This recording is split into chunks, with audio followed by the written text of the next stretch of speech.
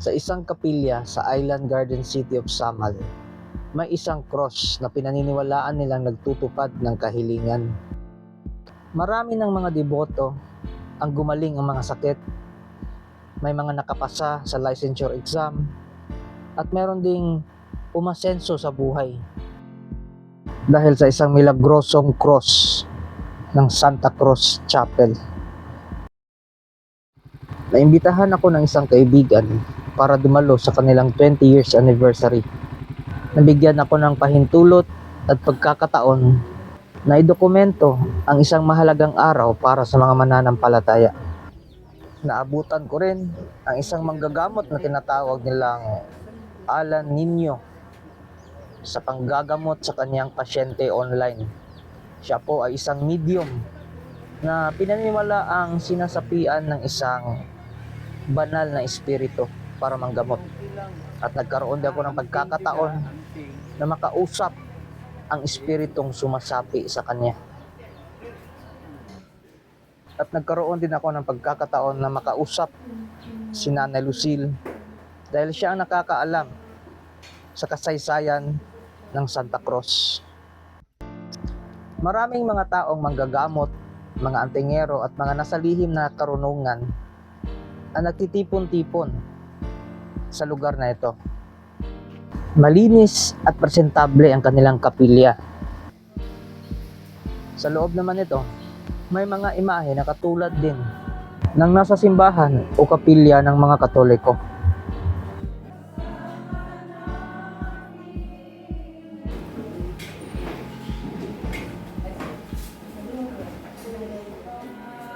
Ang ginagamit nilang dasal at mga kanta ay katulad din ng mga nasa Katoliko. Ayong udto Maingod to po dong. Pirmiro gyud ani dong kanang si Sister Lydia. Lydia sa ano yang pangalan. Attorney na siya, nag-board na siya og pagka-attorney. Ay siya giduulan nga tambalan sa Manila, si Sister Milagros. Kini laging mo board no, mukapit gyud sa Ginoo. Giingnan man siya sa kadtong mananambal nga ang imong serbisyohan dili lawyer, kun dili katawhan man daw iyang iyang serbisyohan. Wala siya kasabot kung manambal ba siya o ana. Wa man siya kapasar. Unya, ang katong tambalan sa Manila sa Muntinlupa nga si Sister Milagros, ingon siya nga usa ka tambalan sa Manila, sa Davao. O nya. Sige siyang panambal, mga exorcism, mga sakit. Ang dinhigod nga mga tambalan, nagababa ang Holy Spirit. Ikaw gani karon bilang nag-interview, kuan ka, may gani kay gitugtan ka. For how many years, dili gyud ni magpa-interview. Salamat kayo sa ideya. Unya, pag giminsahian na siya, nanambal sa siya, mga exorcism, nagamisyon mi, sa tong na-exorcism, tudlo ang Holy Spirit nga, adto mo ana, kay na ay magtambal. Iyang cross din higipahimo na sa Holy Spirit. Pirmiro ng cross, wala mamao. Ana instruction nga. Oo, dili man yun na mabuhat og dili pinaagi sa Holy Spirit. Pag kuan ana, hingingon man ang Holy Spirit kay gilansangan man ang anak niya, di ba? Nag-anak man ang cross. Gilansangan man, di man siya gusto nga lansangan. Kahoy ra man na dong nagunit.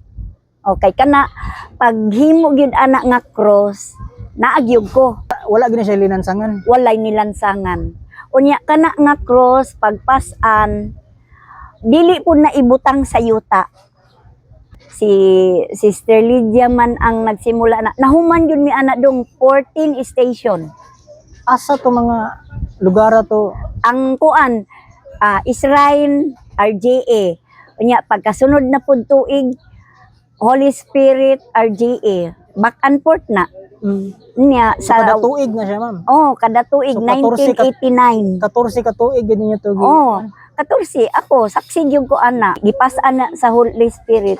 Naamang gud sa baba nga Holy Spirit. Naay murag mo suporta siya. masig sa ako dong na nagakuan karon sa ako. Usahay lang mo pasok, usahay dili. Kay kuan naaman siya karon pero nagmasid. Nagapadambal po kate. Oh, mga exorcism, mga buyag, daot, Na ako, ang akong balay na sa Agdaw, luyog ito sa Dixie, oh. Magapanambal kate sa kanang ana lang kamot sa ulo o Hilot. hilot. Depende akong tanawon imong kuan, ug unsay unsay sakit ana. Ako dapatan ka. Maayo man pod, kaluyan man pod sa Ginoo. Naabot siya samal unsa tuiga. Kuan. Gidala na diri namo 2006. Pananglitin ay magsakit, pwede siya dalon dire, patambalan na to. Kano first Friday of the month. Oh, first Friday of the kompleto month. man na. Oh, kana si Kim nagapanambal po na. Oh, nagapadambal na si Kim. Siya may nagsulti gid sa kuha dire nga. Yes. Naputoy na isgot nga naaday katong naganaog po daw ang birhen Oh, kay kadtong si Mads Ihid. si Mads Ihid. Oh, Baba sa iyang birhen unsa tay ko manambal po siya. oh, og mag-message. Maghatag siya mensahe. Oh, hatag siya mensahe. Og unsa niya ikaw unsay kuan nimo imong gipangayo ana. Unsa udlaw di pod matagna kung sa Dili matagna ang pagbaba sa Holy Spirit. Sa ako naamang pod ang naghatag po kag mensahe. ang Nazareno nagababa sa ako si Nazareno. Lolo Owing kanang Santo Entero lalaki. Kato naa sa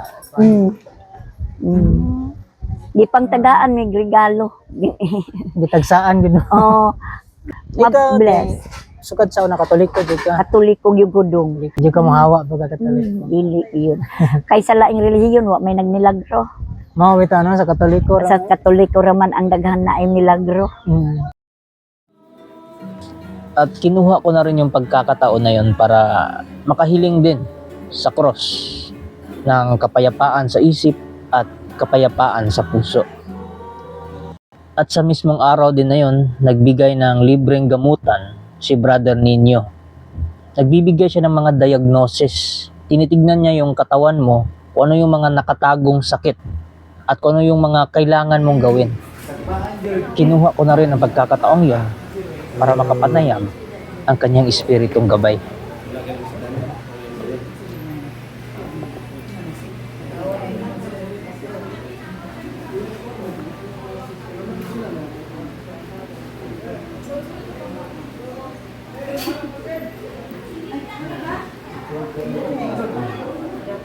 Sa kabutihang palad, wala naman siyang diagnosis sa akin na meron akong malubhang sakit.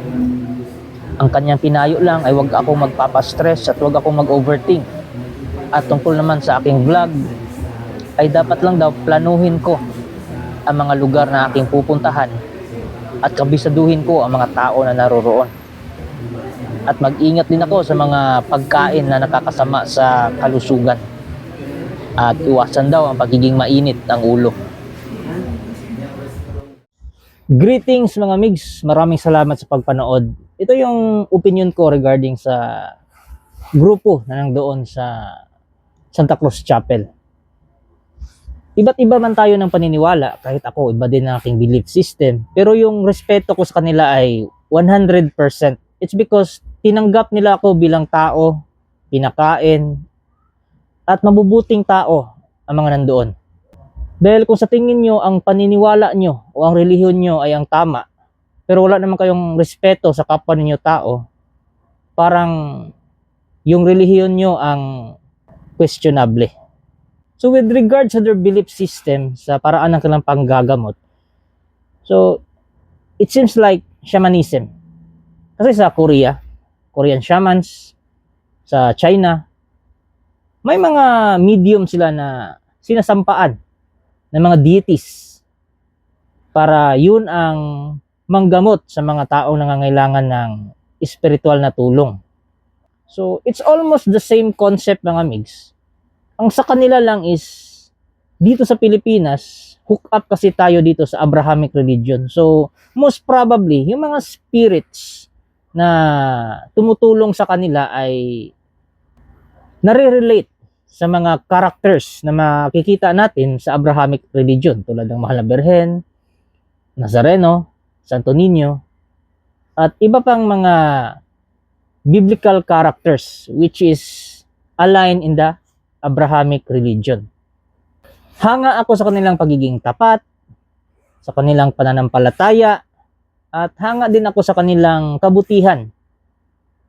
At nagpapasalamat ako sa lahat ng nandoon, lalo-lalo na kay Bro Kim, sa pagbigay sa akin ng pagkakataon na mapuntahan ng isang mahalagang selebrasyon at isang mahalagang lugar para sa nananampalataya sa Santa Cruz.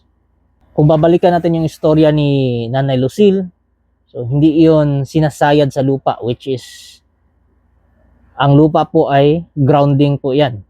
So when it's grounded, the energy will be siphoned into the ground. So it makes sense. Kaya milagroso siya and I feel the energy. So ito yung experience ko nung nahawakan yung cross.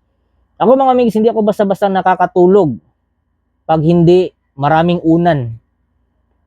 Pero nung nahawakan ko yung cross na yon, I feel relaxed. I feel calm. I feel the peace inside of me. Kaya nung naghihintay ako ng lunch, kasi nagluluto pa sila, pumunta ako sa isang kubo, may duyan. Nakatulog ako doon. Which is very rare. At imposible kasi hindi talaga ako nakakatulog pag hindi maganda yung plastada. Pero but that moment mga migs, so I feel the calmness, I feel the peace. So maganda yung energy na nasa cross. It's because na rin siguro sa mga naniniwala. Very positive yung kanilang power of thought. So wala akong na-feel doon na negativity. So, isa siyang magandang experience para sa akin. Maraming salamat po sa lahat ng bumubuo at mga taong nasa likod para mapatuloy ang Santa Cruz Chapel. So, hopefully na makapasyal ako dyan uli at more anniversaries to come pa sa inyo. Thank you po.